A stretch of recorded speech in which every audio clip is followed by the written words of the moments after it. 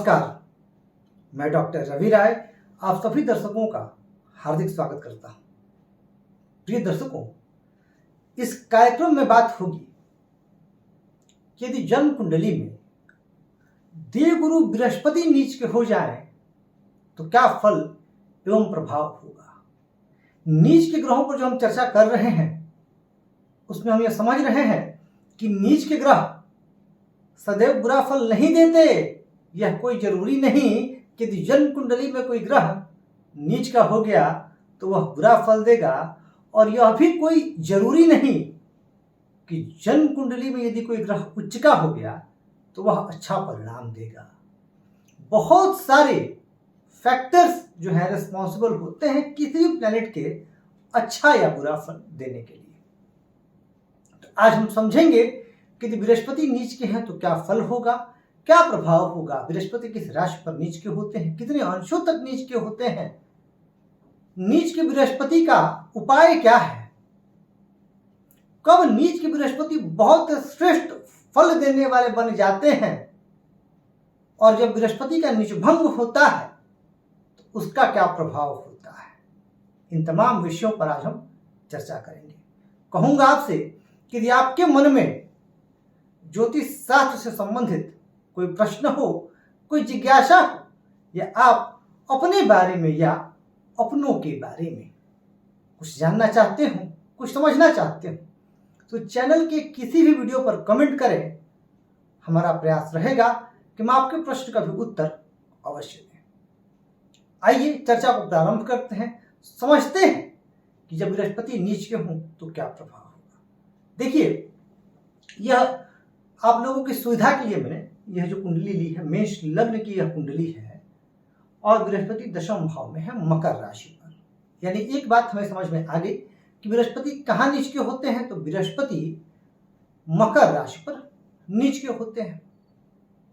और यह कालपुरुष की कुंडली है, और कालपुरुष की कुंडली में दशम भाव यहाँ शनि की राशि, यह कर्म का भाव।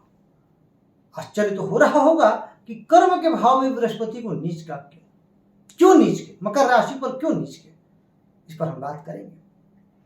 और साथ ही एक चीज हमें जाननी बेहद आवश्यक, बृहस्पति किन चीजों के कारक होते हैं। तो बृहस्पति कारक होते हैं धन के, बृहस्पति कारक होते हैं शिक्षा के, बृहस्पति कारक होते हैं संतान के, ज्ञान के, विवेक के, उच्च नैतिक मूल्य के, आध्यात्म के, नैतिकता के, आध्यात्मिक पराकाष्ठा के, धर्म के, तंत्र मंत्र वेद ज्योतिष, इनके कारक होते हैं देवगुरु बृहस्पति। तो फाइनेंस के कारक होते हैं, इन सभी चीजों के कारक बनते हैं देवगुरु बृहस्पति। और वैसे भी अगर हम देखें तो अगर कारक की बात की जाए तो बृहस्पति दूसरे भाव में कारक होते हैं, पंचम भाव में कारक होते हैं। दूसरा भाव धन का, वाणी का, मुख का, पंचम भाव ज्ञान का, विवेक का, शिक्षा का, संतान का, नवम भाव धर्म का, भाग्य का, इन भावों के कारक होते हैं देवगुरु बृहस्पति। और मकर राशि, मकर राशि किन चीजों की कारक, मकर राशि क्या दर्शाती है, तो मकर राशि प्रैक्टिकल राशि है, मकर राशि कर्म की राशि है, मकर राशि मेहनत की राशि है। मकर राशि को भाग्य से नहीं मिलता, शनि प्रधान शनि प्रभावित व्यक्ति को भाग्य से कुछ नहीं मिलता, अपितु उन्हें मेहनत से, पुरुषार्थ से अपना भाग्य का निर्माण स्वयं करना पड़ता है। वह अपने भाग्य का निर्माण स्वयं करते हैं। कौन? मकर राशि के जातक। और बृहस्पति भाग्य को दर्शा रहे हैं। तो जब बृहस्पति नीच के होते हैं तो किन चीजों में कमी आती है। देखिए, मैं निष्भंग की बात नहीं कर रहा हूं या उन विशेष परिस्थितियों की बात नहीं कर रहा हूं जब बृहस्पति नीच के होकर के शुभ हो जाते हैं। पहले हम समझेंगे कि जब देवगुरु बृहस्पति नीच के हो जाए तो नकारात्मक प्रभाव क्या होगा, उसके बाद हम निष्भंग को समझेंगे और उसके बाद हम उपाय को भी जानेंगे। तो देखिए, जब देवगुरु बृहस्पति नीच के होंगे अर्थात उदासीन होंगे, उस परिस्थिति में जो फल आएंगे वह यह होगा कि जो भी भाग्य से मिलने वाली चीजें हैं उनमें जातक को कमी रहेगी। अब भाग्य से हमें कुटुंब मिलता है ना, हमारा जो किस परिवार में हमारा जन्म होगा ये हम तो निर्धारित कर नहीं सकते, ये तो भाग्य की बात है। तो हमें हमारे कुटुंब में परेशानी, कुटुंब में अशांति का वातावरण यदि नीच के हैं बृहस्पति, तब हमें धन संबंधित मामलों में, वित्तीय मामलों में परेशानी हो सके कि बाद में नीच के गुरु वाले अपने पुरुषार्थ से बहुत ऊपर उठ जाएं, और इसका मैं उदाहरण भी दूंगा आपको। लेकिन जीवन के शुरुआती समय, प्रारंभिक समय, पूर्वार्ध में, आप कई दर्शक पूछते हैं कि सर जब आप प्रारंभिक समय की बात करते हैं तब क्या कहना चाहते हैं? यानी जीवन के पूर्वार्ध में, शुरुआती समय में, जब आप अपने विद्यार्थी जीवन से पढ़ाई लिखाई पूरी करके जब आप नौकरी व्यवसाय में जाएं, तो शुरू के 10-15 साल आपको बहुत आसानी से चीजें नहीं मिलेंगी। लेकिन बाद में हो सकता है आप सफलता के सर्वोच्च शिखर पर विराजमान हो जाएं, लेकिन प्रारंभिक अवस्था में, प्रारंभिक जीवन में, शुरुआती क्षणों में वित्तीय संबंधित परेशानी, धन संबंधित परेशानी आपको झेलनी तो पड़ेगी। तो वहीं क्योंकि बृहस्पति कारक होते हैं शिक्षा के, संतान के, पंचम भाव के भी तो कारक है, तो शिक्षा और संतान के भी तो कारक होते हैं। तो उस परिस्थिति में जातक की जो शिक्षा है उसमें व्यवधान की संभावना, शिक्षा में रुकावट की संभावना, शिक्षा में विलंब, या हो सके तो जातक जो विद्यार्जन करे, जो ज्ञानार्जन करे, जो शिक्षा अर्जित करे, उस शिक्षा का लाभ जातक को नहीं मिल पाएगा अपने जीवन में। इसकी भी संभावना बनती है जब बृहस्पति नीच के होते हैं। अब हो सके तो बृहस्पति नीच के हों तो जातक को संतान से सुख कम मिले, संतान से दूरी हो, या बहुत संभावना है। देखिए 100% एक्यूरेसी नहीं है, बहुत, क्योंकि मैंने शुरू में कहा कि बहुत सारे फैक्टर्स जो है रिस्पॉन्सिबल होते हैं, परंतु बृहस्पति जो है मेल संतान, पुरुष संतान के कारक है। तो जिनके बृहस्पति कमजोर होते हैं, हो सके तो उन्हें स्त्री संतान हो। देखिए यहाँ पर मैं कोई डिस्क्रिमिनेशन नहीं कर रहा हूं, यहाँ पर चूंकि हमारे शास्त्रों में ऐसा बताया गया है इसलिए, क्योंकि देखिए संतान चाहे वो स्त्री हो या पुरुष हो, बेटा हो या बेटी हो, सब बराबर है, और बेटी तो लक्ष्मी है। अब बात कर लेते हैं भाग्य और धर्म की। जिनके गुरु कमजोर होंगे उनका भाग्य कमजोर होगा। और भाग्य कमजोर का क्या अर्थ? कि आपको किसी भी चीज को हासिल करने के लिए, किसी भी चीज को पाने के लिए औरों से ज्यादा मेहनत करनी पड़ेगी, औरों से ज्यादा संघर्ष करना पड़ेगा। बहुत आसानी से कुछ नहीं मिलेगा, क्योंकि आपके गुरु वैसे भी किस राशि पर है? मकर राशि पर। और मकर राशि शनि की राशि। शनि कौन? शनि सेवक है ना, शनि को दास भी कहा जाता है। ये बात अलग है कि दंडाधिकारी हैं, परंतु शनि जो है, शनि प्रभावित जो जातक होते हैं, या गुरु जैसे भाग्य के कारक ग्रह जब शनि की राशि पर चले जाएं, तो इन्हें तपना तो पड़ेगा, आसानी से कुछ नहीं मिलेगा, यह तो तय है। इसीलिए जिनके भी गुरु नीच के होते हैं उन्हें भाग्य से संबंधित मामलों में परेशानी। अच्छा, कई शास्त्रों में गुरु को लाभ का भी कारक माना गया है। तो जिनके गुरु नीच के होते हैं उन्हें लाभ प्राप्ति में भी बहुत ज्यादा अवरोध, बहुत ज्यादा विलंब, इसकी भी परेशानी जो है वह उत्पन्न होती ही होती है। तो यह भी एक समस्या बनती है जब गुरु नीच के होते हैं जन्म कुंडली में। इसके अलावा स्त्रियों की कुंडली में गुरु विवाह के कारक होते हैं। हालांकि गुरु तो विवाह के कारक होते हैं, पर पुरुषों की कुंडली में शुक्र का भी विचार किया जाता है। तो खासकर के स्त्रियों की कुंडली में जब गुरु नीच के हों, तो मैंने ऐसा देखा है, पाया है कि उनके वैवाहिक जीवन में समस्याएं रहती हैं, विवाह में बहुत विलंब होता है, और वैवाहिक जीवन में समस्या, पति से विचारों का ना मिलना, या पुरुष है तो अपनी पत्नी से विचारों का ना मिलना, ये जो संभावनाएं हैं वह भी बनती है। वैवाहिक सुख में, पारिवारिक सुख में कमी का जो है वो अनुभव होता है जिनके गुरु नीच के होते हैं ऐसे जातकों को। और अच्छा, यदि आप पुरुष हैं तो हो सके तो शुक्र आपका बलवान हो तो आपका विवाह हो जाए, पर गुरु अगर बहुत अच्छी स्थिति में नहीं है तो हो सकता है कि आपका ब्रेकअप, आपका रिलेशनशिप बार बार टूटते हों, यदि आपका गुरु नीच का है तो इसकी भी संभावना बनती है। देखिए, गुरु उच्च स्तर के नैतिक आदर्श है, स्वाभिमान है, लेकिन जब गुरु नीच के हो जाते हैं ना, तो व्यक्ति में बहुत हद तक अभिमान भी हो जाता है। ऐसे व्यक्ति घमंडी हो सकते हैं, हर व्यक्ति नहीं, निचभंग होगा कुछ खास ग्रहों की दृष्टि होगी इसकी बात अलग है, पर कुछ मामलों में जरूरत से ज्यादा स्वाभिमान हो जाए, किसी के सामने ना झुकना, कई बार आदेशात्मक रवैया, एरोगेंट बिहेवियर, ये चीजें भी जो है वो दृष्टिगोचर होती हैं। गुरु जो है वित्त के, फाइनेंस के कारक हैं, तो ऐसे जिनका गुरु नीच का होता है, ऐसे व्यक्ति धन संचय के मामले में और आर्थिक दूरदर्शिता के मामले में थोड़े कमजोर पड़ जाते हैं। यानी इनमें पर्याप्त मात्रा में जो फाइनेंशियल फॉरसाइटेडनेस होनी चाहिए वो नहीं हो पाती है। अच्छा, अब हम लोग समझते हैं कुछ विशेष पहलुओं को कि देखिए, गुरु एक राशि पर लंबे समय तक रहते हैं, करीब करीब 13 महीने रहते हैं गुरु एक राशि पर। अब इन 13 महीनों में बहुत व्यक्तियों का जन्म होगा, तो क्या यह जो नीच के गुरु हैं, क्या सभी व्यक्तियों पर एक जैसा प्रभाव होगा क्या? तो ये तो आप भी बता सकते हैं, जो लोग ज्योतिष सीख रहे हो वो भी बता सकते हैं कि एक जैसा भाग्य कैसे हो सकता है किसी का, संभव ही नहीं है। फिर क्यों? तो सवाल मन में आएगा ना कि क्यों, आखिर भाग्य में बदलाव क्यों? क्योंकि गुरु मकर राशि पर तो 13 महीने रहेंगे। अब उन 13 महीनों में सबका भाग्य अलग अलग क्यों होगा, इसको समझिए, फिर निजभंग को जानेंगे, फिर उपाय को जानेंगे। तो देखिए, सबसे पहली बात कि इन 13 गुरु जो है मकर राशि में 3 नक्षत्र आते हैं। पहले नक्षत्र से शुरू कर लेते, फिर भाव पर आएंगे, फिर बाकी की बातें। अब 3 नक्षत्र कौन कौन से? उत्तराषाढ़, श्रवण और धनिष्ठा।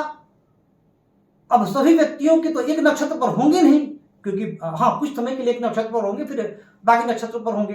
तो जब सूर्य उत्तराषाढ़ नक्षत्र पर होंगे, तो उत्तराषाढ़ नक्षत्र जो है या उत्तराषाढ़ नक्षत्र जो है सूर्य का नक्षत्र है।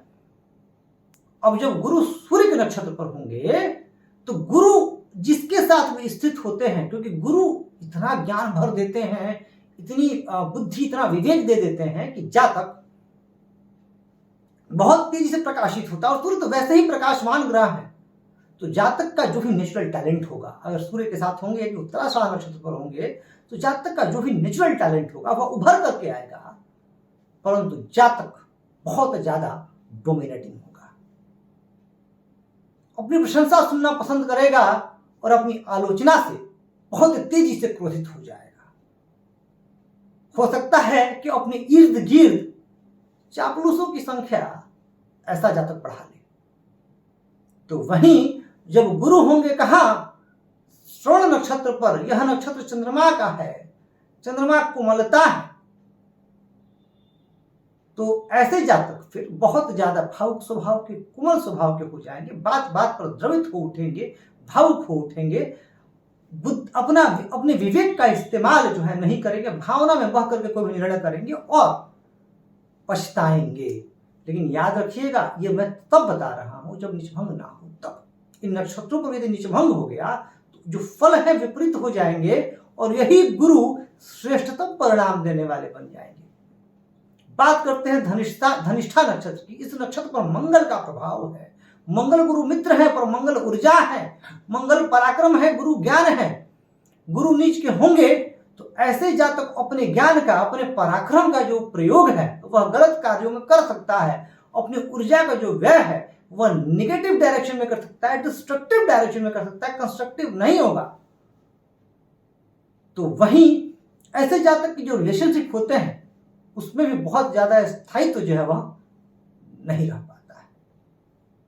तो ये तो समझ लिया आपने कि 3 नक्षत्र। अब सभी की जन्म कुंडली में हो सकता है गुरु अलग अलग भावों में हो, कोई जरूरी तो नहीं कि सबका मेष लग्न ही हो और गुरु 10वें भाव में ही नीच के हो, अलग अलग लग्न भी तो हो सकता है। एक यहां पर अब जो है 12 लग्न है, तो 12 भाव में सबका अगर कोई जरूरी नहीं है कि सबका एक ही लग्न में गुरु हो, तो वहां फल में अंतर आ जाता है। अच्छा, कई बार मन में यह भी सवाल है, हो सकता है कि कुछ लोगों का मेष लग्न में जन्म हो, बहुत लोगों का, और इनके गुरु यही हो, तो नवमास कुंडली में स्थिति देखिए, क्योंकि नवमास तो बदलता है ना, यह भी तो देखना होगा ना कि नवमास कुंडली में क्या स्थिति है। तो ये सारे फैक्टर्स जो है वो मिलकर के निर्धारित करेंगे, और गुरु पर किन ग्रहों की दृष्टि है, क्योंकि 13 महीने रहेंगे जब बृहस्पति, तो इन 13 महीनों में जो शुक्र है, सूर्य है, बुध है, मंगल है, इनका राशि परिवर्तन तो होता रहेगा। क्योंकि लंबे समय तक तो राहु केतु शनि और गुरु ही एक राशि पर रहते हैं ना, बाकी ग्रहों का तो राशि परिवर्तन होते रहता है। तो गुरु का संबंध किन ग्रहों से बन रहा है यह भी बहुत हद तक निर्भर कर जाएगा। और इसी बीच यदि गुरु वक्री हो गए तो वैसे भी यदि ग्रह नीच के होकर के वक्री हो जाए तो ग्रहों का नीच भंग हो जाता है। फिर उस परिस्थिति में भी गुरु फिर श्रेष्ठ फल देने लग जाएंगे। अब समझ लेते हैं नीच भंग। अच्छा, नीच भंग पर मैं पूर्व में आपको वीडियो दे चुका हूं कि नीच भंग राजयोग कैसे बनता है। एक दो नियम को समझ लेते हैं और फिर जानेंगे कि जब नीच भंग हो जाएगा तो क्या प्रभाव होगा। तो देखिए, जब देवगुरु बृहस्पति का नीच भंग हो जाएगा, नीच भंग होगा कैसे। अब यहाँ के स्वामी कौन, शनि। अब शनि यदि यहीं स्थित हो जाए या शनि की दृष्टि हो जाए या गुरु और शनि में राशि परिवर्तन हो जाए, ये दो तीन और भी सूत्र है, पर ये कुछ महत्वपूर्ण सूत्र हैं। या नवमांस कुंडली में बृहस्पति उच्च के हो जाए या बृहस्पति वक्री हो जाए, फिर उस परिस्थिति में देवगुरु बृहस्पति का नीच भंग हो जाएगा। और जब नीच भंग होगा तो मैंने जितने भी आपको नकारात्मक फल बताए हैं, निगेटिव फल बताए हैं, उनमें कमी आएगी और शुभ फलों में अभिवृद्धि होगी। फिर ऐसा जातक जबरदस्त सफलता प्राप्त करने वाला बन जाएगा। ऐसा जातक परम भाग्यशाली होगा, ज्ञानी होगा, विवेकशील होगा और फाइनेंस के मामले में तो ऐसा जातक जबरदस्त दूरदर्शी होगा। यहां मैं उदाहरण आपको दे दूं, यदि आप रतन टाटा जी की जन्म कुंडली देखेंगे तो उनकी जन्म कुंडली बनती है धनु लग्न की, और धनु लग्न में सूर्य बुध शुक्र उनके लग्न में है। दूसरे भाव में कौन है, तो दूसरे भाव में उनके विराजमान है बृहस्पति। और शनि की स्थिति क्या है, तो शनि की स्थिति है चतुर्थ भाव में। अब एक बार ये भूल जाइए कि मेष लग्न है, मान लेते हैं कि धनु लग्न है।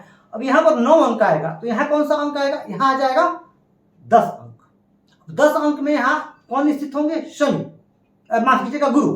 तो गुरु नीच के हो गए। अब यहाँ के स्वामी शनि एक तो केंद्र में आ गए, तो वैसे भी नीच भंग बन गया। अब शनि इनके यहाँ स्थित है 10, 11, 12। अब देखिए ये जो घर है ये किसका है, धनु लग्न में, तो ये घर है गुरु का। तो शनि के घर में गुरु आ गए और गुरु के घर में शनि, यानी परिवर्तन राजयोग बन गया। तो जब परिवर्तन राजयोग बन गया तो गुरु का नीच भंग हो गया, और जब गुरु का नीच भंग हो जाएगा तो गुरु बहुत सर्वश्रेष्ठ फल जो है वो देने वाले बन जाएंगे, जबरदस्त शुभ फल प्रदान करने वाले गुरु बन जाएंगे। अब कहने की आवश्यकता नहीं, रतन टाटा जी की जो दूरदर्शिता है और रतन टाटा जी जिस पोजीशन पर, जिस मुकाम पर है, वह दूसरों के लिए आदर्श है, प्रेरणा है, उनसे बहुत कुछ सीखने को मिलता है।